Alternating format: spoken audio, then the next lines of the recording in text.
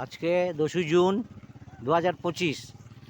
আমি রয়েছি শ্রীরঙ্গপট্টনমে, শ্রীরঙ্গপাটনা, যেখানে টিপুর সাথে বিশাল যুদ্ধ হয়েছিল, ইংরেজদের সন্ধিও হয়েছিল, সে রক্তক্ষয়ী সংগ্রাম।